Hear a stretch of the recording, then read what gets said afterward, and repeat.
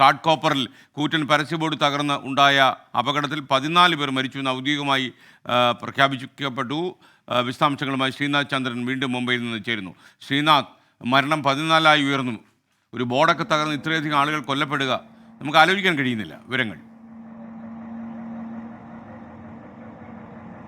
SKN ഏതായാലും ഇപ്പോൾ രക്ഷാദൗത്യം കുറച്ചുകൂടി ശക്തമാക്കുന്നുണ്ട്. ഇപ്പോൾ വലിയ ക്രെയിനുകളും മറ്റും എത്തിച്ചിട്ടുണ്ട്. സാധാരണ കാണുന്നതിനേക്കാൾ കുറച്ചുകൂടി വലിയ ക്രെയിനുകളാണ് എത്തിച്ചിട്ടുള്ളത്.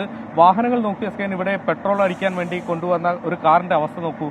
ഇതുപോലെ നിരവധി വാഹനങ്ങൾ, ഏതാണ്ട് 30-40 വാഹനങ്ങളെങ്കിലും ഈ വലിയ കൂറ്റൻ ബോർഡിന്റെ അടിയിലുണ്ട് എന്നതാണ് മനസ്സിലാക്കുന്നത്. ഒപ്പം നോക്കൂ, ഇതിന് സമീപത്ത് തന്നെ സമാനമായ മറ്റു ബോർഡുകൾ കൂടി ഉണ്ട്. ഈ 3 ബോർഡുകൾ കൂടി ഇത്തരത്തിൽ ഇവിടെ ഉണ്ട്. ഇവയ്ക്കും അനുമതി ഉണ്ടായിരുന്നില്ല എന്നതാണ് മനസ്സിലാക്കുന്നത്. NDRFന്റെ കൂടി പ്രതികരണം നമ്മൾ തേടുകയാണ്. സർ, അഭി കിतना लोग अंदर है, कुछ आइडिया है? हम लोगों ने मैक्सिमम को यहाँ से निकाल दिया है और अंदर कुछ पॉसिबिलिटीज होने के वजह से ही हम लोग अभी सर्चिंग कंटिन्यू रख रहे हैं. इसलिए हम लोगों ने हाइड्रोलिक क्रेन मंगाया हुआ है. हाइड्रोलिक क्रेन से जो 2 गिरडर हमारे बचे हुए हैं सर्च करना, उसको लिफ्ट करके उसके नीचे वाला एरिया हम लोग सर्च करेंगे. कितना मुश्किल है अभी इधर का ऑपरेशन? जब तक ये गिरडर उठाया नहीं जाएंगे तब तक वो पता नहीं चल पाएगा कि कितने यहाँ पे फंसे हुए हैं. अभी कितना लोग हैं? NDRF का कितना team? Total 88 live and total 88 हम लोगों ने यहाँ से रिकवर किए हैं. NDRF का टीम कितने लोग हैं? NDRF की यहाँ 2 टीम है, 28 and 25.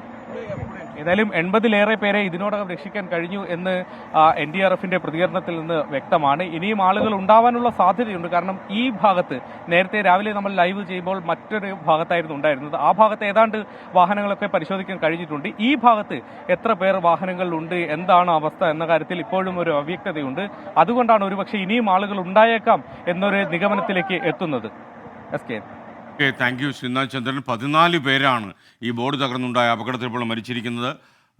43ഓളം പേർക്ക് പരിക്കേറ്റു. ചില ആൾക്കാരുടെ നില ഗുരുതരമാണെന്നും നമ്മൾ മനസ്സിലാക്കുന്നു. ബോർഡുകൾ പെർമിഷൻ ഇല്ലാതെ, കോർപ്പറേഷൻ്റെ മുനിസിപ്പാലിറ്റിയുടെ അനുവാദമില്ലാതെ കൊണ്ട് സ്ഥാപിക്കുന്ന ആളുകൾ ഒരു കാര്യം ഓർമ്മിക്കുക, എന്തെങ്കിലും അത്യാഹിതമുണ്ടായാൽ നിങ്ങൾ കൊലക്കേസിന് ഉത്തരം പറയേണ്ടി വരും എന്ന കാര്യത്തിൽ മറന്നുപോകരുത്. ഇന്ത്യൻ ശിക്ഷാ നിയമം 302, 304 വകുപ്പുകൾ നിങ്ങളെ തേടി വീട്ടിൽ കയറി വരുന്നു എന്ന് വരാം. അതുകൊണ്ട് കനത്ത ജാഗ്രത പാലിക്കുക. അതുപോലെ കോർപ്പറേഷനും ഈ അനധികൃതമായ ബോർഡുകൾ സ്ഥാപിച്ചു എന്ന് ഓരോ ദിവസവും ഉറപ്പുവരുത്തേണ്ടതും അനിവാര്യമാണെന്ന് നമുക്ക് തോന്നുന്നു.